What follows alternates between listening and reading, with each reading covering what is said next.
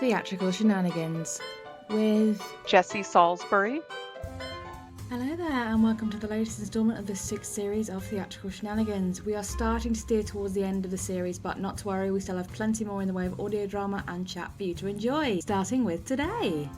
My guest today is a Kansas City playwright and has participated in numerous local play readings and new work development.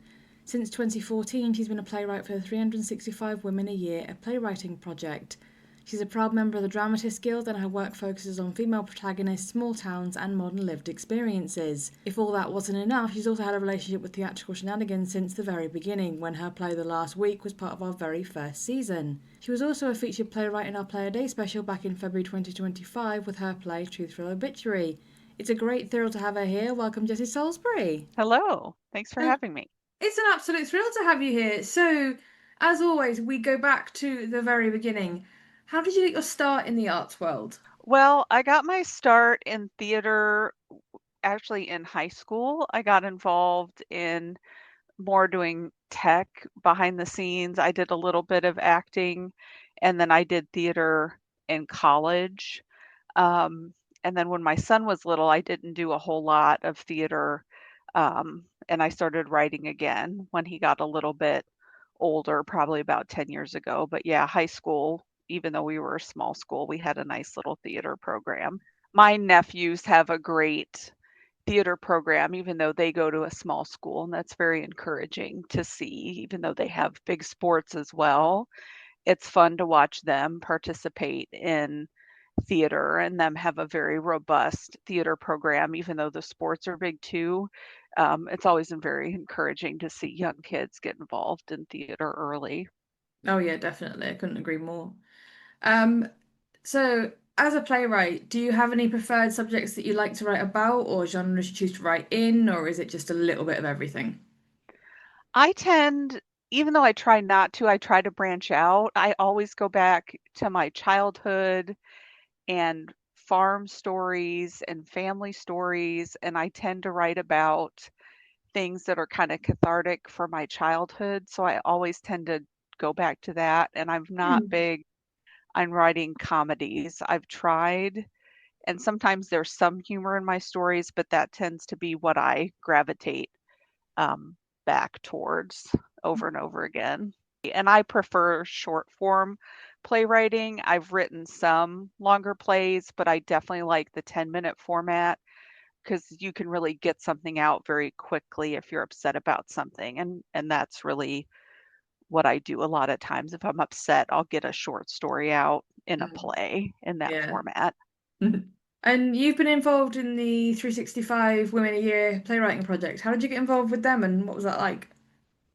It's very interesting. It was started by Jess Eisenberg and Gina Scanlon. And I was trying to think how I got involved because it's been years now. I think since 2016, 2015. I think I just saw a post on Facebook and they have developed a catalog of plays about women. So you have to kind of take the prompt they've got and pick a woman to write about because they want to have a database of more women in plays and in works.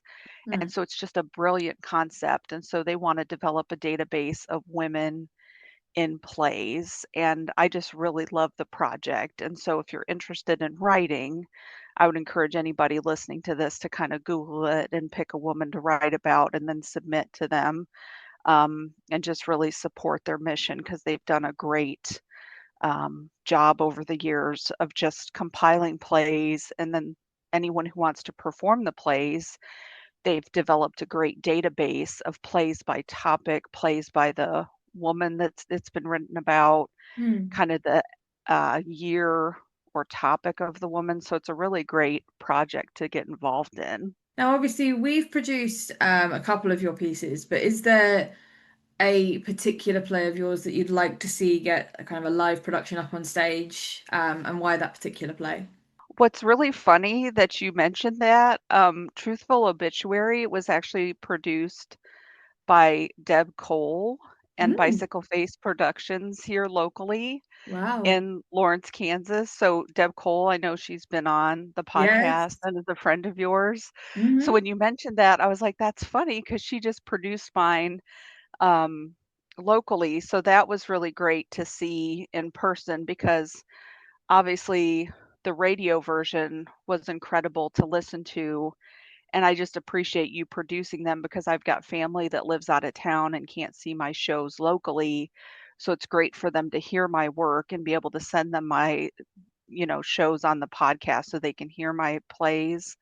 But it was great to see it in person too and just hear and see the differences, um, and how the different actresses did it a little bit differently.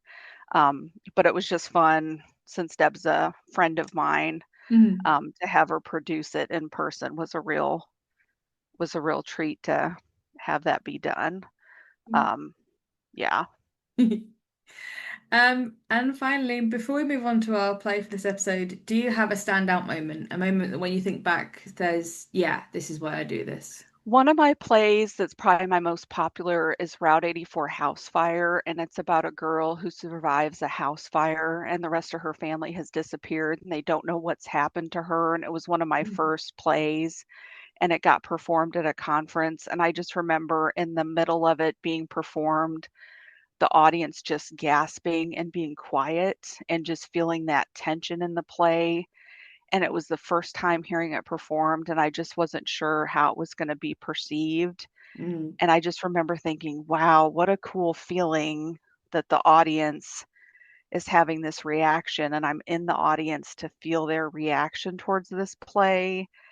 And it's been performed a lot across the country and in schools, and just being there for that first moment of hearing it and getting those goosebumps and getting that in live feedback, it just was a really cool feeling, and I'll never forget that feeling of that audience reaction. So I'm always going towards that feeling of hoping, an audience has a visceral reaction to the words that I've written.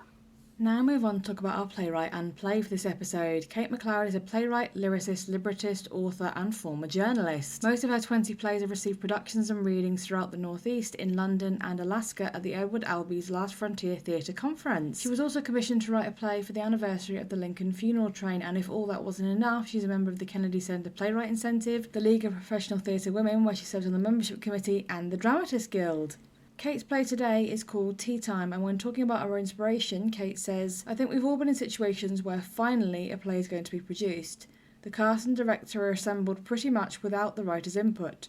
What can go wrong? So much." Theatrical Shenanigans presents TeaTime by Kate McLeod.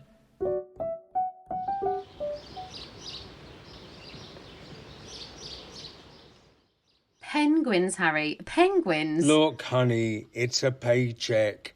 We've got to get this. Penguins, Harry, in England, in fucking Shropshire, or wherever the hell this takes place.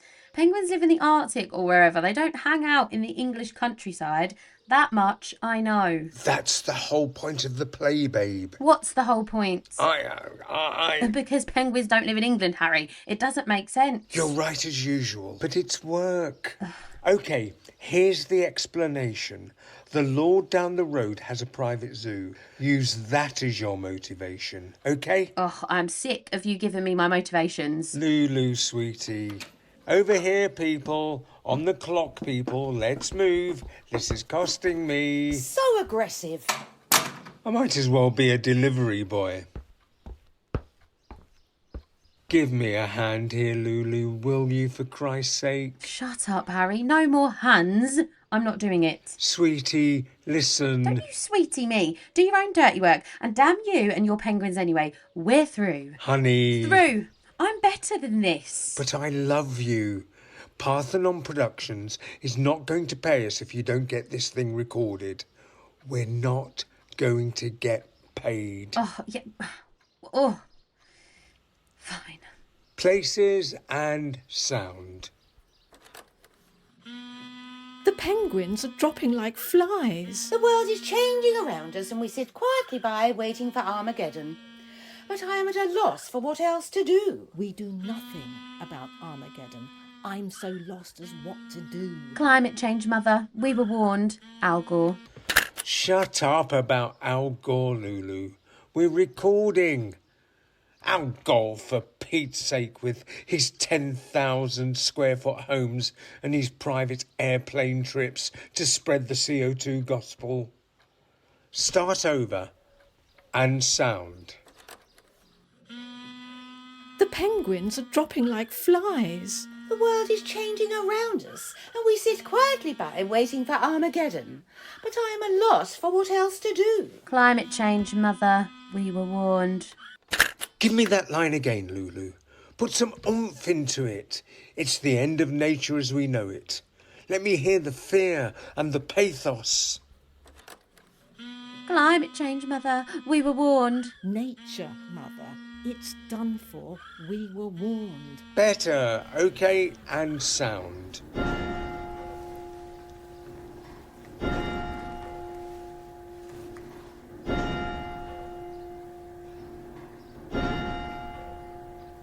What time is it? Didn't she hear the chime? You can hear it 10 miles around. The whole town hears it. If we don't tell her what time it is soon, she'll faint. She needs to be the centre of attention. Get up, Red. You don't actually fall, for Christ's sake. It's a sound effect. Continue. 4 o'clock, m'lady. Goodness me, what just happened? I simply don't remember what just happened. Has it started? Am I losing... You fainted. What? She does this. Because if I'm losing my senses, just let me go. You haven't lost your touch. You're as crafty as ever. The poor dears. They're dying out there and all we can think about is tea. The darlings are dying and we focus on tea. What's that about? We miss tea? No, m'lady. I was just about to bring tea, and then you fainted. Because I was in dire need of tea. I have low blood sugar, and if I miss tea, it's almost certain I will faint. My system is very, very delicate. I don't know my own delicacy when it comes right down to it. It's a grave situation, but I soldier on. Yes, m'lady. Where are we? How long have you been in service to the Blatchenfire family? Oh, I've got it. How long have you been in service to the Blatchenfire family, Crammerfile? Don't answer. Long enough to know that we must have tea promptly at 4, accompanied by cucumber sandwiches with a crust cut off. I try my best to refrain from reproofs. Certainly everyone knows this as my character. But... Where are we? What page? I will prepare the cucumber sandwiches with butter the way you like, but I won't cut off the crusts. I foraged mushrooms this morning, and I will sauté them in butter and serve them with toast points in addition to the usual fare. Kick it up a notch. That's not in the... No, I actually did forage mushrooms this morning, so I'm improvising. I'm not eating any goddamn forage poisonous anything, let alone mushrooms. I hate mushrooms. Improvising? We're in a studio with a final script. Insert mushrooms? Don't insert mushrooms. What are we doing here? Mushrooms added dimension. Otherwise it's the same old stately family with cucumber sandwiches. I'm going to go bankrupt.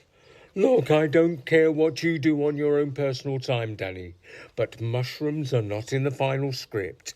Cut the mushrooms. Stick to the script. Well, I have a date in half an hour, so could we just... Let's get this goddamn thing recorded.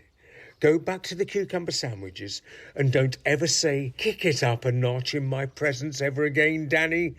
Ever. Okay, where we were. we were here. Sir Robert, deal with Revolt of the Help. Okay, pick it up from Sir Robert deal with the Revolt of the Help. And sound.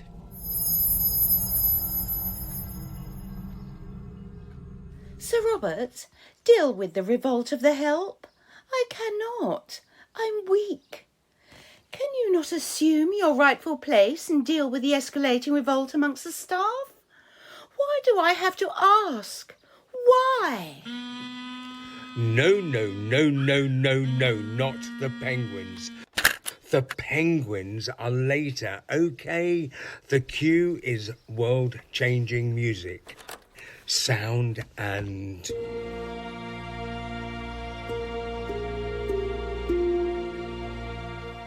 Sir Robert cannot engage in such arduous conflicts, and as his wife of 25 years, you certainly are aware of this, Lady Pointerfie. As an outsider, one can only wonder what is behind your reluctance to acknowledge Sir Robert's compromised health. I suggest nothing untoward, mind you, but I believe you choose to ignore Sir Robert's health.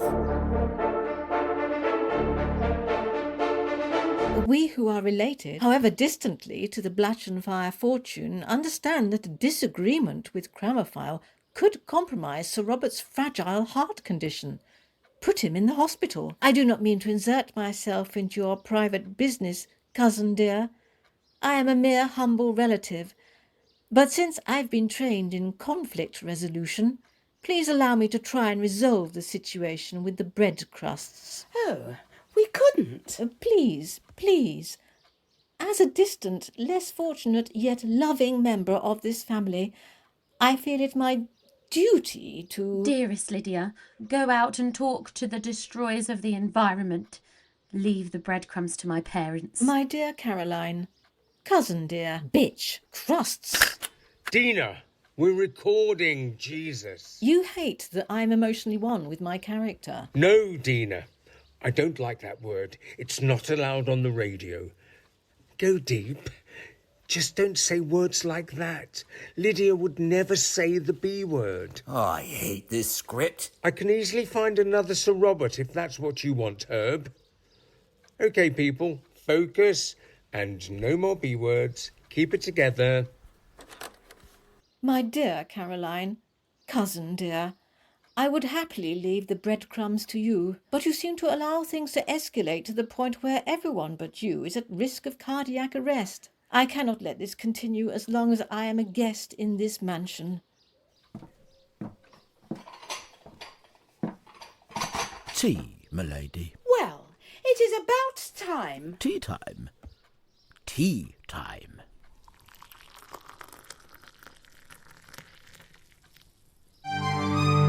A question. Why do we have tea and always at 4? Question, why tea at 4? Why not 3? The way it's done. But why? Because that's the way it's done. Is that reason enough? I want change. I want to go out in the world, work. Oh dear. My dear, what for? For what possible reason? Extreme. To change the world. To revolt. Change this tea-stained world, that's why. What's wrong with the way it is? You cut the crusts off your bread, for one thing. That's where all the nutrition is. What's nutrition? We know about nutrition for centuries. Hippocrates, the French, Claude Berthollet. The thing about vapour coming from decomposing animals being ammonia. OK, we've known about it since digestion. Bile and stuff. Scurvy? Danny! Mushrooms on toast points. Danny! OK, go back to... Can we change that line? Change the world. I don't want to say that line. We're live, Lulu. We're recording. It's costing me money. It's stupid, vague, it's cliched. I don't want to say it. It's the point of the whole play. It's the dramatic climax of the story. Change the world. It's what the whole fucking thing is about. Otherwise, we should just burn the scripts. Change the world. It is what it is about. Lulu, you're the only actress I know who can make the audience get out of their seats and march for justice. And this, my dear, this is your moment. Really, Harry? Really, babe. And sound. I want to make a difference to the world, not just here at Coddington, Hampshire. I want to make a difference at Coddington, Hampshire and beyond. I want those penguins to stop weeping for their lost way of life. Yes, please, get them to stop crying. It's so depressing. I believe I read that penguins weep. That's what they do. I'd be interested in knowing the source of that information. I do not believe they weep and weep and weep, Auntie dear. Stop. Very quickly, say again, I want those penguins to stop weeping, period. Cart's lost way of life. Then we record the lines after. You can't cut that, Harry. It's the whole point of the play. Climate change is ruining them, making them extinct. If you cut Lost Way of Life, I'm walking. You wouldn't. Try me. I can do both roles, Harry. You wouldn't. I'm only thinking of Harry and the group. You'll do it then? If you need me, Harry, I'll do it. I will stalk you. I will haunt you. Don't you have a date? Better run. Don't want to be late. I knew you were a skirt chaser, Harry, but I had no idea of the depths of your seedy, low character. You deserve each other.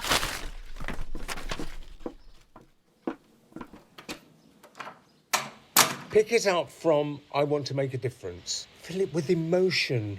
She wasn't getting it anyway, but you've got the right... How shall I say this?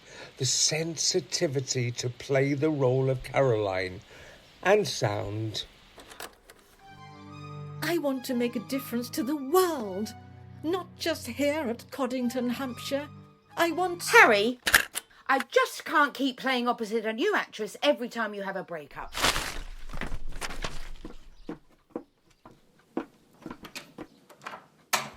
I can pick it up for her, Harry. She only has one line left. That's my wife you're trying to steal work from, bitch. Herbie, She said it first. pick it up from I Want to Make a Difference. And sound. I want to make a difference to the world, not just here at Coddington, Hampshire. I want to get past these gates and into the world, to go beyond. It's just, I simply feel weak. It is a competitive and cruel world out there, cousin dear. Shouldn't that be in the world? I want to make a difference in the world, not to the world. Change it to in the world. I don't care at this point if it's in or to or screw you. I just want to get through this script, people. It's just a few more lines. Good work on the different women, Dina, babe. And sound. I want to make a difference in the world, not just here at Coddington, Hampshire. I want to make a difference at Coddington, Hampshire and beyond. I want those penguins to stop weeping for their lost way of life. Take that last line over and stop at weeping. Cut their lost way of life. And sound.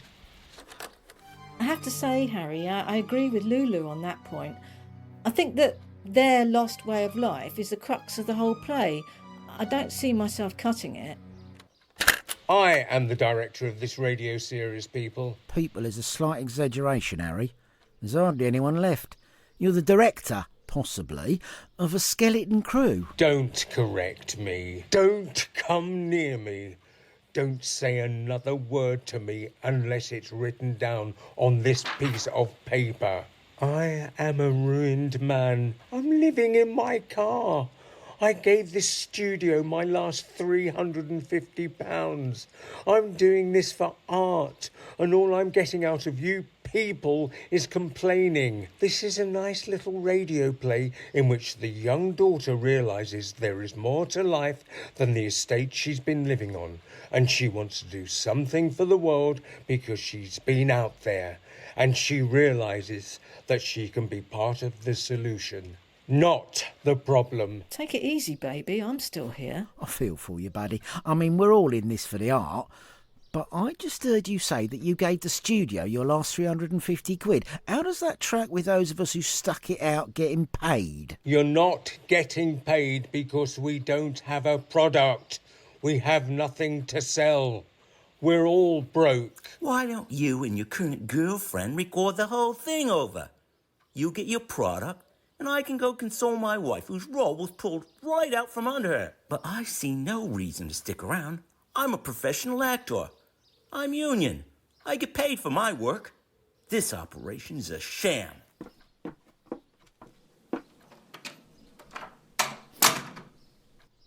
How about a nice cup of tea? And some mushrooms on toast points.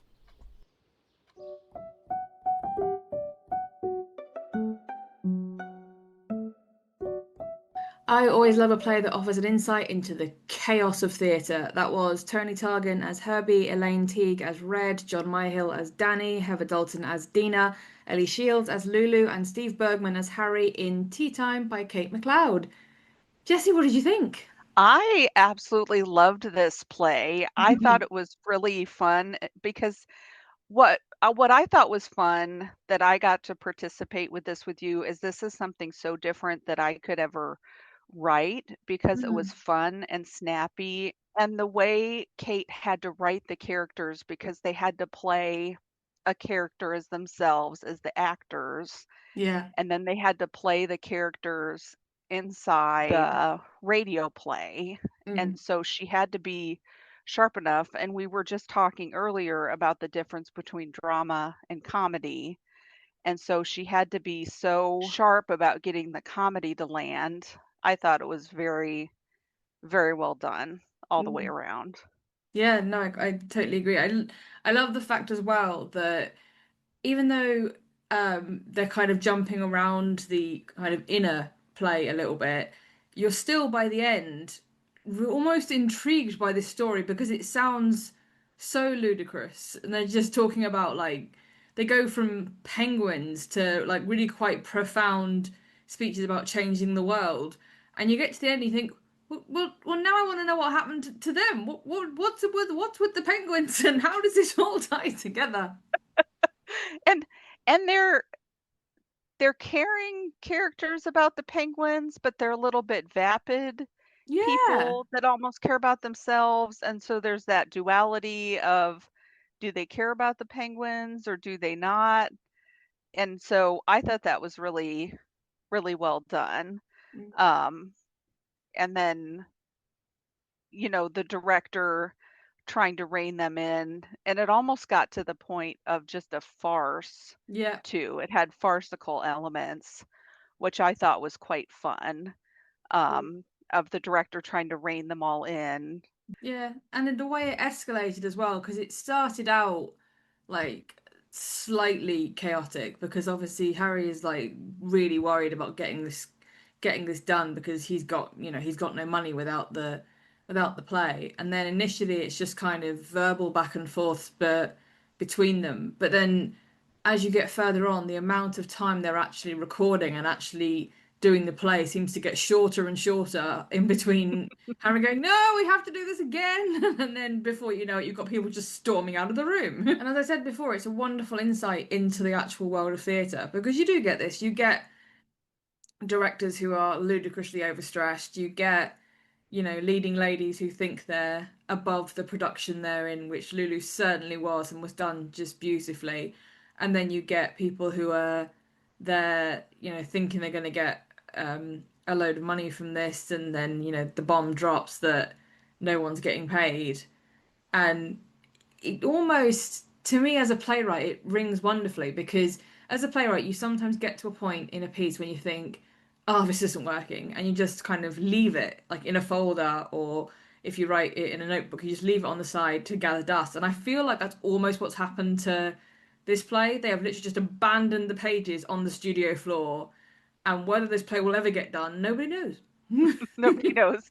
Yeah, it's hard to tell if it'll ever be a success because it was left with hardly anybody at Yeah. the end because everyone had stormed off upset with how it had turned out. And yes, it was just, but I was just thoroughly impressed with the work and how creative it was and how big of a challenge it was. It really takes a lot of skill to escalate something like this or execute something like this. And so overall, I was just thoroughly impressed with it. It Yeah, was quite a lot of fun.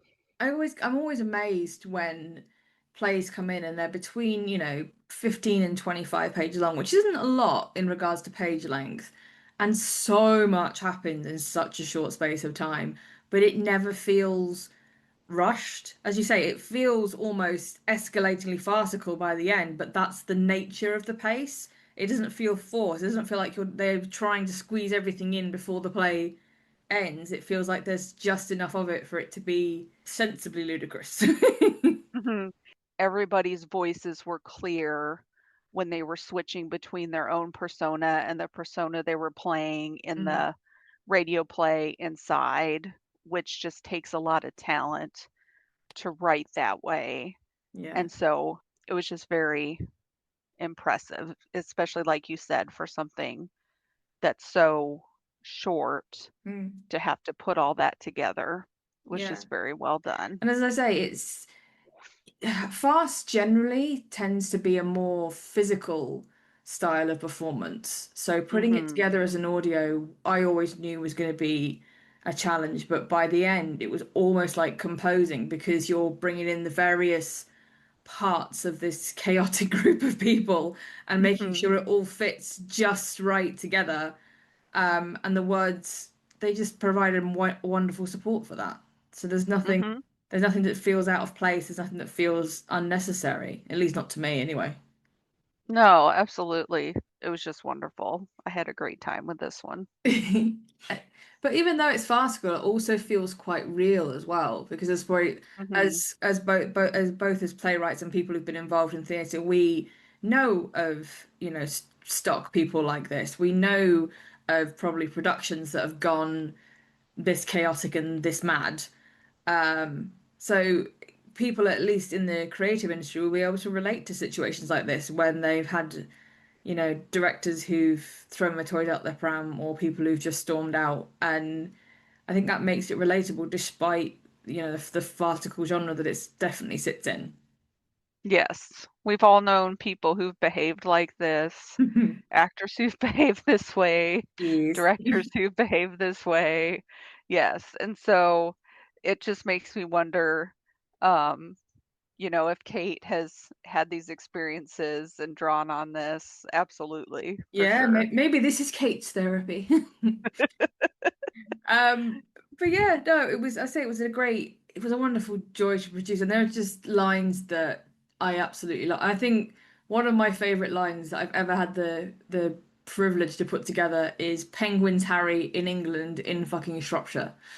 And it's just like, where else would you ever find those words strung together in a sentence? Oh, that's a great line. Yes, absolutely. Absolutely.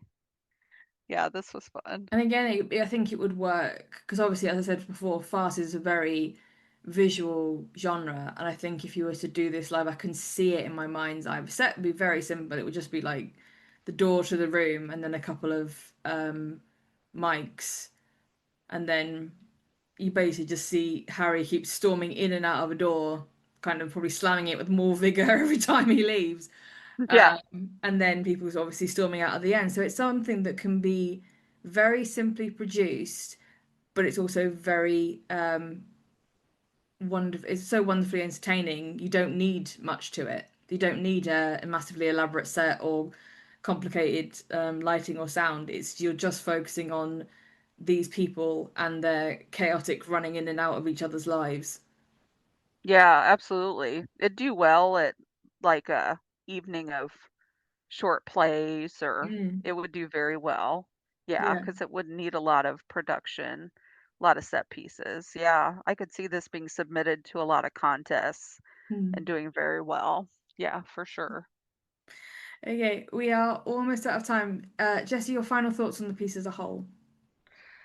As a whole, I just thought it was delightful and just very well written and just a great listen. I thought it was produced very well and I just enjoyed it a lot. And I just appreciate you having me on to talk about it because I loved it. That's absolutely not a problem. Okay, unfortunately, we are out of time. Jessie, thank you so much for being here and discussing this wonderfully mad play with me. Yes, thank you so much. And that is all we have time for on today's episode of Theatrical Shenanigans. I hope you enjoyed my chat with Jessie and Kate's wonderfully chaotic play. As always, this show wouldn't happen without you, so if you're a listener out there and you like what you hear, then please make sure you tell us so with a like, follow, share or subscribe because it's always appreciated. We'll be back again in 2 weeks with another play and guest, so I hope you can join us then, but in the meantime though, I've been Rachel Feeney-Williams, this is Theatrical Shenanigans, bringing down the curtain and saying, I hope you can join us next time. Theatrical Shenanigans is part of an RFW Scripts production, found on Spotify, Apple Podcasts, Amazon Podcasts and Podbean. Theme music is written and produced by Chris Cody.